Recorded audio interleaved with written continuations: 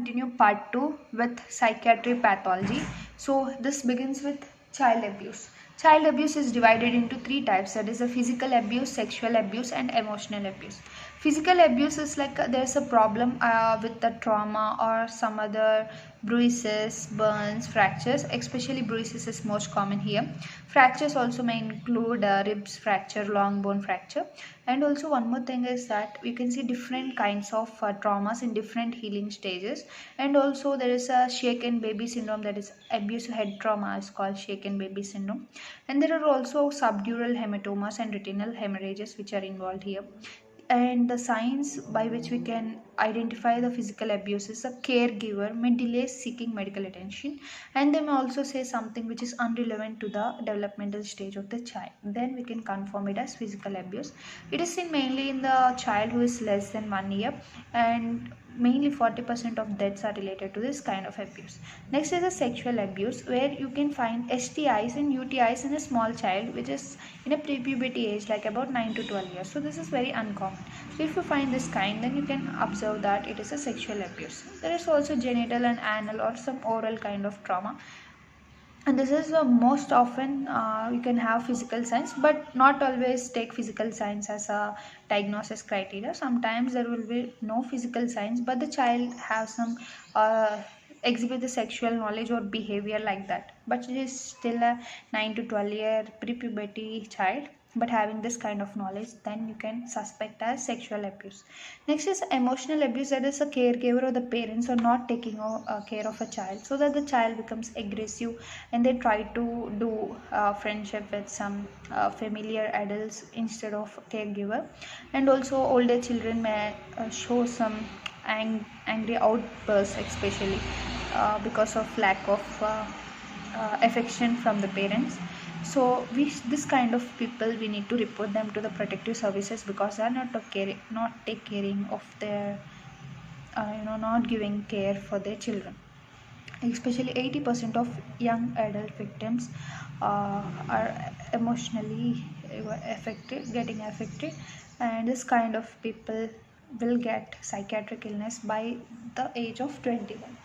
So next, coming to child neglect. So this is also the same. The parents are not taking care of the child, they're not giving proper food, they're not giving shelter, supervision, education. So we should for sure give protective services for this kind of people. Next, coming to vulnerable child syndrome. Here the problem is that the parent is taking over care of the child, so that she may think always her child has some kind of disease. Actually this kind happens because if the child has born usually after a serious illness or life threatening event, then the parent have more care towards the child. So there may be overuse of medical services or missed school. Next, coming to reactive attachment disorder. Reactive attachment disorder means the child is completely avoiding everyone, detached child, inhibited and avoidant. Disinhibited social engagement. In the name itself, you can see there is no social interaction of the child, like they are not interacting with any adults, but they interact with some people, like they go and hug some strangers, they may sit on the someone other lap, because their parents are not taking care of them. There is no attachment with the parents. So coming to Rett syndrome, very important. It is mostly seen in a female child, and between the age of 1 to 2 years, the symptoms will be, you can see the symptom onset. And the hallmark is regression of cognitive and motor skills. So the child may have regression of both cognitive and motor skills. There is deceleration of head growth, small head size, and there are repetitive hand movements. It is X-linked disorder, and it is mainly due to mutation in MECP2. This is sporadic mutation, 99%. So actually you know that a female have XX chromosome, so if one of the X got mutated, then it's okay, the female can survive. But in the male, if one X is present in male, so if this one X gets affected, it is very lethal for the male, but the child can still survive. So this is Rett syndrome, mainly affecting female, which is a X-linked disorder. MECP2 mutation is important. Now coming to the childhood and early onset disorders. So these are divided into like many types. Let us see one by one. The first one is attention deficit hyperactivity. In the name itself, you can see the child will not show attention towards anything, but the normal intelligence is normal, and deficient hyperactivity, like they're having most of the hyperactivity. Attention is deficient, no attention, more hyperactivity. And this disorder may persist for 6 months, and it is also associated with another disorder that is called oppositional defiant disorder. Here the child is argumentative or vindictive and defiant behavior. So this oppositional defiant disorder is also for 6 months. So like that, this both are linked. This is for 6 months, this is for 6 months. And one more thing is, this behavior is seen in a child who is before 12 years, that is less than 12 years, but the diagnosis can be made from 4 years. And the treatment is we give stimulants. You may think like already they are hyperactive, why we give stimulants? Because by giving stimulants, the child no need to produce their own stimulation. So you can see stimulants decrease the ADHD symptoms. And we use alpha 2 agonists which decrease norepinephrine like clonidine, guanfacine. This guanfacine increase the prefrontal cortex activity. This is important. And the clonidine main side effect is sedation. Next, coming to autism spectrum disorder. It is just like an opposite of Rett syndrome. Why? Because in autism it is most common in male. Even ADHD is most common in male. Autism is most common in male. And here there is a increase in brain size and increase, you can see here, increase in head size, whereas in Rett syndrome there is decrease in head size. And here the problem is the child may not have proper communication and social interaction with others, you can see here, and repetitive ritualized behaviors. And but they have some specific skills like music, so they are special in maths, like that. So this is called as autism spectrum disorder, and the diagnosis you can do it in 2 years. It is associated with Fragile X syndrome and double Y syndrome. These are the two syndromes which are associated with this. Next, conduct. In the name, conduct means their behavior, right? Conduct disorder. Their behavior is not good. They are like destroying properties. They are so much aggressive towards people, animal. So this kind of people are conduct disorder. This conduct disorder after the age of 18 may convert into antisocial personality disorder. Actually, antisocial personality disorder is a cluster B type of personality disorder. So this is this conduct disorder is a predisposing factor for the antisocial personality disorder.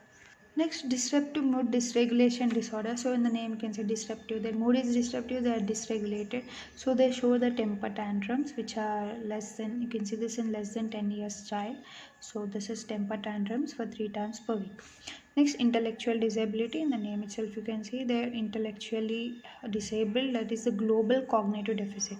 So they are not having good judgment, language, learning, all those things are affected. So they may have difficulties in education, employment, communication, socialization, independence, everything are affected because they completely don't have any intellectual activity. Next, intermittent explosive disorder. In the name you can say intermittently there is explosive, means lot of aggressiveness. This is seen after 6 years of age. For at least 30 minutes there are outbursts which are lasting out of proportion to provocation, and they may lead to legal, financial or social consequences. Next, coming to opposition, already discussed. Next, selective mutation. In the name itself you can say selectively they are muted, like they are not able to speak some few words, like refraining from speech in certain situations, but sometimes they can speak everything in comfortable, but sometimes they refrain from the speech. This is seen before 5 years, and this is lasting for about 1 month. Next, in the name you can see separation anxiety. So if some child is separated from their parents, they have this anxiety which is seen for like at least 4 weeks. Actually this kind of behavior is normal in children of age 3 to 4, but after 3 to 4 if they have, then it's an abnormal disorder. And next, coming to specific learning disorder, it is for 6 months. In the name you can see specific learning. So they can't learn specific subject or specific kind of skill, that is called a specific learning disorder. Whereas if you remember intellectual disability, they're everything they can't learn, but specific learning, only specific subject or specific skill they can't learn. This is also for 6 months. So for 6 months of duration you can see the ADHD, that is attention deficit hyperactivity disorder, and you can see the oppositional defiant disorder and also the specific learning disorder.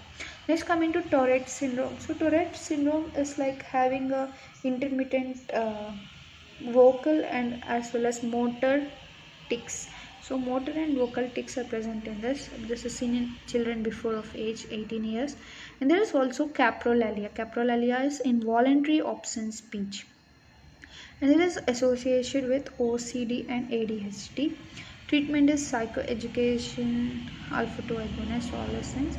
Remember that Tourette syndrome is for lasting for 1 year. So these are all important overall brief discussion on the childhood and early onset disorders.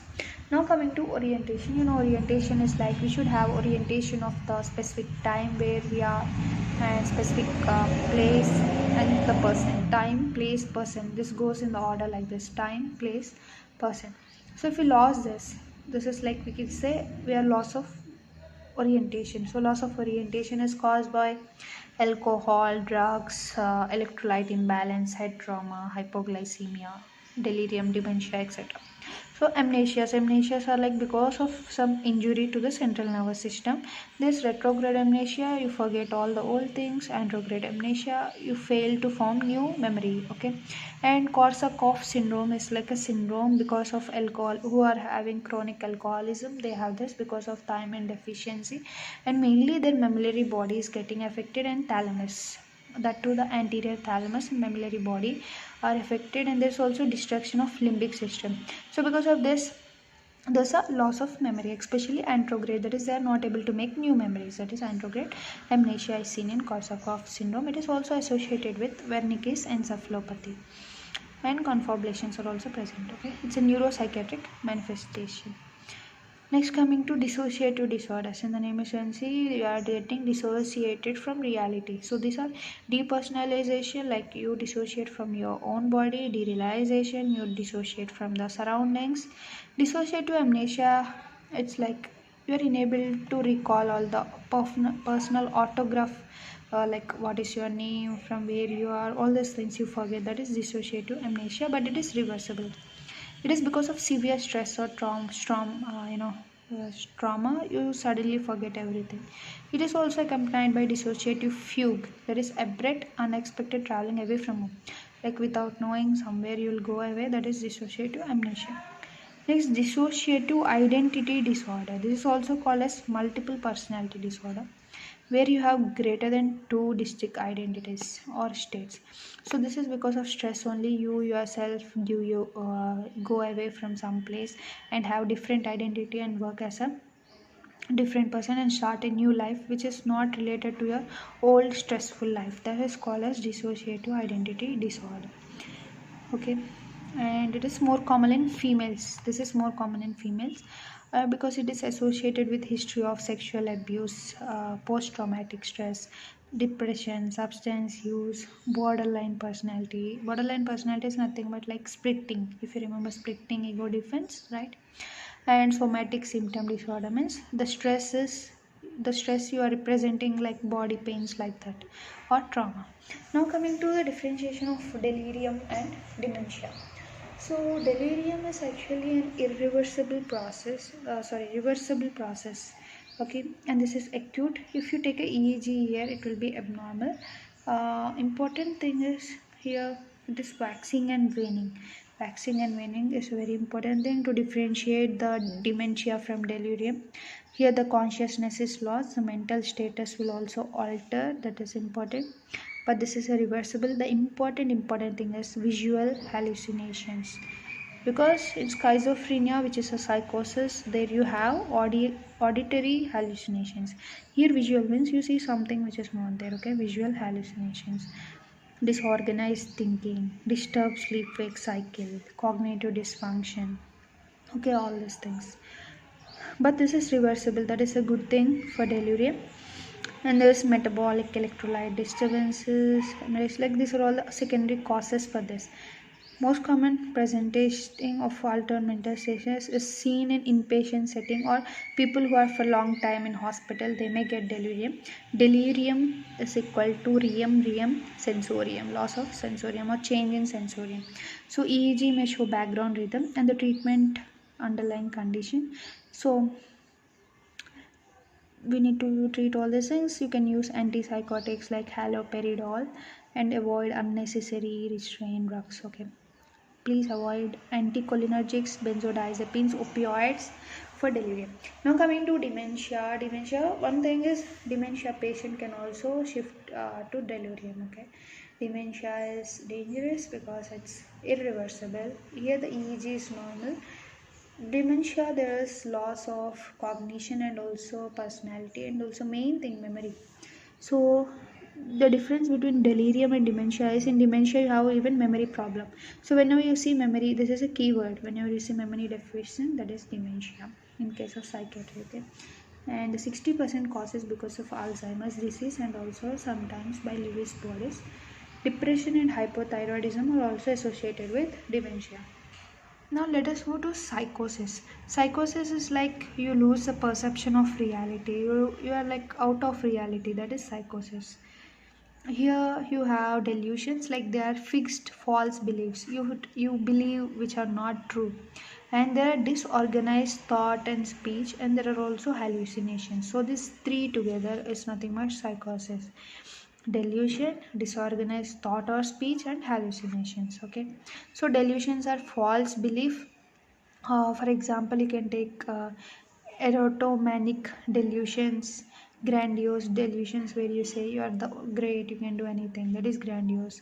Jealous, persecutory, like someone is following me. That kind of delusion. Somatic delusions, mixed somatic, like something is crawling on me. Tactile delusion, all this kind, mixed, unspecific. So all these are false beliefs. They are not present. You are creating it. Like that is the problem there. Delusion. Disorganized thought is blocked. Speech may be like word salad. You start something and you mix something, say something. So everything is here psychotic, right? You believe something which is not there, and you talk something which is unrelevant, tangential, derailed, loss of association, illogic, clanging, repeating words. This is disorganized thought or speech. Hallucinations, like perception in absence of external stimuli. There is no external stimuli, but we perceive like seeing a light which is not present, all these things. But illusion is different. Illusion is there is already external stimuli, but you think it in wrong way. Like for example, you can see mistaking a shadow for black cat. There is a shadow actually, but you think it as black cat, then that is a illusion. But hallucination is there is no external stimuli, but we ourselves think. For example, auditory hallucinations, most commonly seen in schizophrenia, and visual hallucinations are seen in delirium, right? Delirium most important due to neurological disease. Tactile, like something is crawling on you, that is seen in alcohol withdrawal and also in cocaine crawlers. Okay, olfactory, like you smell something because of aura of temporal lobe epilepsy, very important. Aura of temporal lobe epilepsy, you get olfactory hallucination. And gustatory is rare, seen in epilepsy. Hypnagogic and hypnopompic, these both are seen in narcolepsy, which is a morning time sleeping disorder. In narcolepsy, people sleep in the morning. Hypnagogic means when you go to sleep, then you get this kind of hallucination. Pompic means when you wake up, you get this kind of hallucination. So this is contrast with illusion. Next, coming to mood disorders. Mood disorders are like abnormal range of moods and internal emotional change, loss of control over them. So mood disorders are like of different types: major depressive disorder, bipolar disorder, dysthymic, cyclothymic. All this also we'll discuss in our next part. Delusions, here also you have delusions, hallucinations, disorganized speech behavior, even with the mood changes. Now coming to important disease, that is schizophrenia spectrum disorders. Here we are going to discuss about schizophrenia, brief psychotic disorder, schizophreniform, schizoaffective disorder, delusion disorder, schizotypal personality. So these are all very different. Let us understand the different, how they are different. So first is schizophrenia. Schizophrenia is seen most commonly in male. It is also having a highest risk of suicide who have schizophrenia. The main thing is here they have auditory hallucinations and they have both positive and negative symptoms. So let us see what are the positive and negative symptoms. Positive symptoms are like hallucination, delusion, disorganized speech, already what we discussed in psychosis. Negative symptoms are like flat or blunted effects, like they don't show any expression for anything, that is blunted negative. So that's why negative. Okay, positive means all psychotic features, negative means flat effects, elogia, social withdrawal, for everything they'll be flat, that is negative. Cognition is thinking, like decreased ability to understand, diminished working memory, maintenance, inattention. Okay, so diagnosis require at least one important thing for schizophrenia, it should be for 6 months. If it is for 6 months, that is schizophrenia. Okay, if it is less than 6 months, then it is schizophreniform. That is the difference between this both. Schizophrenia, phreniform, it is not schizophrenia, it is phreniform, it is a type. So it is less than 6 months. Schizophrenia main disorder, which is for 6 months. Okay, so main thing are delusion again, hallucination, auditory hallucination, disorganized speech, catatonia. Negative symptoms. Negative symptoms are being flat. Positive symptoms are psychotic symptoms. Now coming to, this is also associated with very important thing in schizophrenia. There is rise in dopamine level, rise in serotonin level. So the treatment also can understand, we should depress them, because there is rise in dopamine, there is rise in serotonin, and there is decreased dendritic branching. Important thing is ventriculomegaly, lateral ventriculomegaly on the brain. Our lateral ventricles get enlarged, and there is also prevalence most commonly in male when compared with female. And heavy cannabis use in adolescence is also associated with increased psychotic mood anxiety disorders. Treatment is typical antipsychotics are first line. So typical antipsychotics, because antipsychotics decrease the dopamine level and monoamines level, they decrease the monoamines level. So antipsychotics are typical first line treatment. Negative symptoms often persist after treatment. So they show tangential, circumstantial speech. So this is very important. This is about schizophrenia. Brief psychotic. In the name itself, you can see it is brief, only for 1 month. That's it. It's only for 1 month. It is mainly seen in females. Remember, schizophrenia most common in male, but brief psychotic disorder is most common in female after acute stress. After acute stress or stressful events, brief psychotic disorder only for 1 month. Schizophreniform disorder less than 6 months. Schizophrenia for 6 months. Next, coming to schizoaffective disorder. This is, in the name itself gives schizophrenia plus some affective disorder. So this affective disorder is nothing but mood disorders. So schizophrenia plus mood disorders is schizoaffective disorder. But how to differentiate this from mood disorders is, if any disorder, either mood disorder or schizophrenia, which is greater than 2 weeks, that is a diagnostic for it. Which is greater for 2 weeks, that will be the first one, and next one. For example, schizophrenia with depression. Then if schizophrenia is greater than 2 weeks, then first schizophrenia plus depression you write. Otherwise, if depression is first, like if depression is greater than 2 weeks, then we'll write depression plus schizophrenia. So which is greater, that will be first name. So that is schizoaffective disorder. Next, coming to delusion. Delusion, it's a fixed false belief which is greater than one delusion if you see for at least 1 month. So here the diagnostic criteria is 1 month, same like brief psychotic disorder. So here only you see delusions. So the daily functioning, everything will be normal, but just they will have delusions. Example, like they feel like someone is following, that is a persecutory delusion, or they may have tactile delusion or grandiose delusion. This is seen in delusion. And one more thing, they are shared by sometimes this delusion disorder, it can be shared with close relationship like folie dux, like they can share this kind of disorder. Next, schizotypal personality. This is a personality disorder. This is a cluster A type of personality disorder where they believe in superstition and magical thinking. That is schizotypal personality disorder. Now coming to manic episode. So what is mania? Mania is like a abnormality, elevated, expansive, irritable mood. So it is elevated mood. Depression is like very sad mood. Mania is very hyperactive, very irritable mood, increase activity, increase energy, this kind of mood. So for this diagnosis, we need at least 3 of the following, impairment of greater than 3 of the following for greater than 1 week. So to diagnose mania, we need at least 1 week. if any hospitalization is required. So mania patients especially show dig fast. The mnemonic is dig fast. What is dig fast? D is distractibility. Because they are more active, they are distractible. They show more impulsivity and grandiosity, inflated self-esteem. They feel they are so great.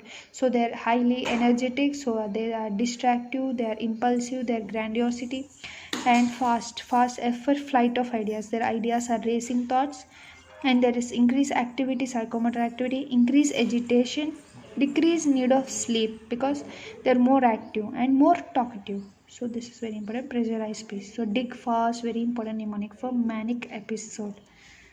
One is hypomanic episode. In the name itself you can see hypomanic means not as severe as manic.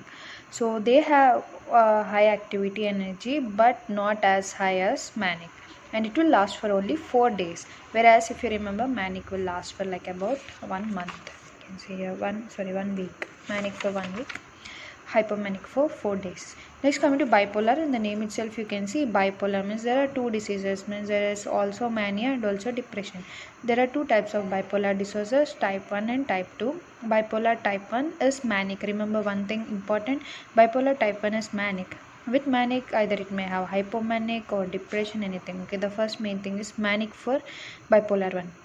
Bipolar 2 is hypomanic with depression. Very important. Bipolar 2 hypomanic with depression, and they have high suicide risk. That is important. Next, cyclothymic. Cyclothymic is lower forms of manic and lower forms of depression. That is hypothymic plus dysthymic. Dysthymic is nothing but lower than depression. Not that depression, but somewhat lower, mild depression.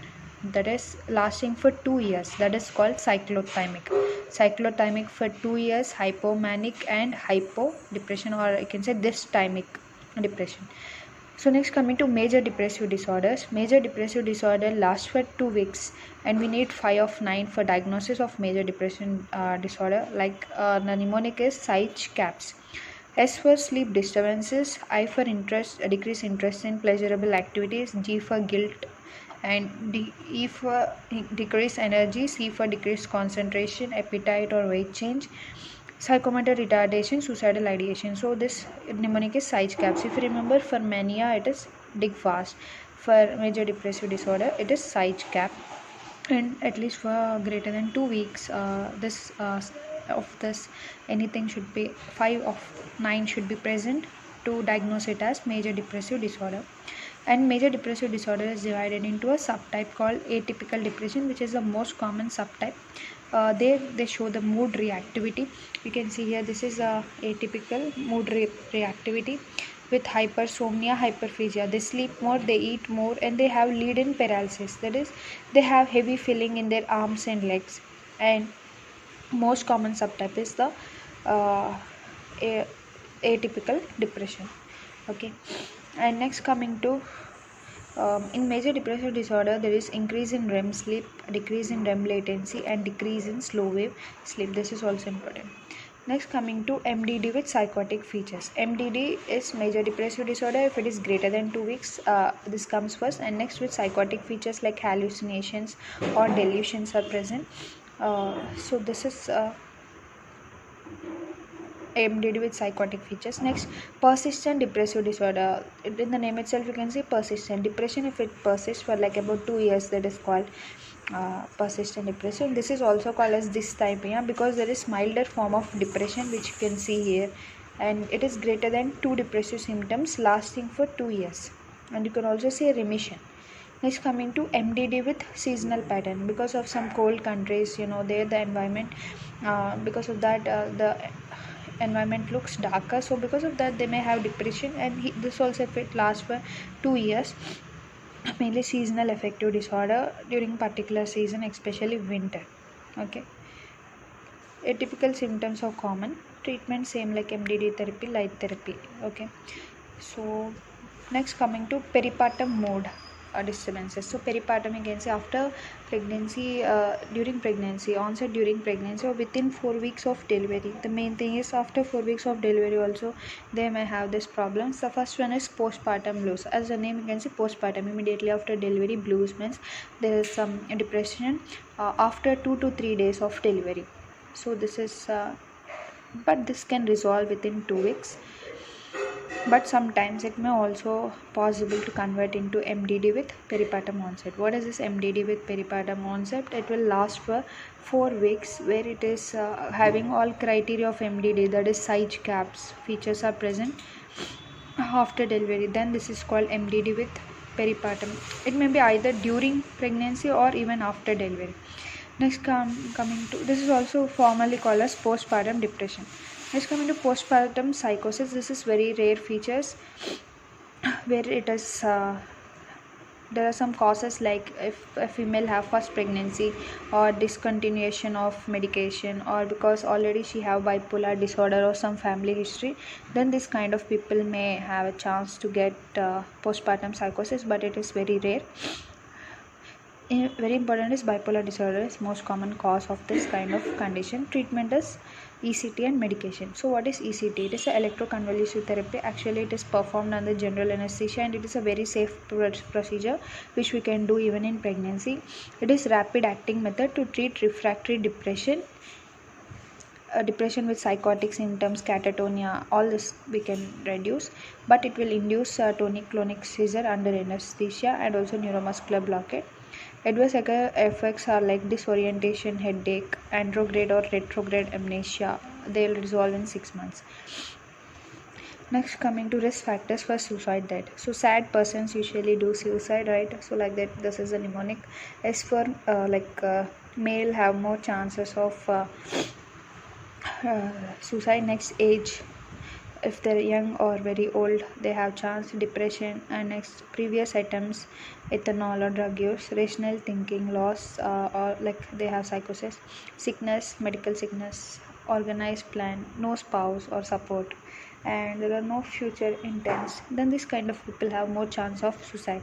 So in US, most common cause of suicide is by firearms, because there is access to guns, so it's very easy for them. And women try more often, but men die more often.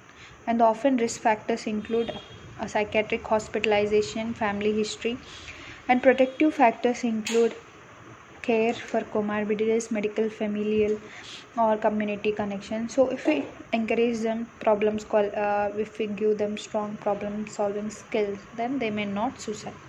So by this we completed this part. Next we'll start with part 3 with anxiety disorders, and we'll also see personality disorders, malingering, all these things.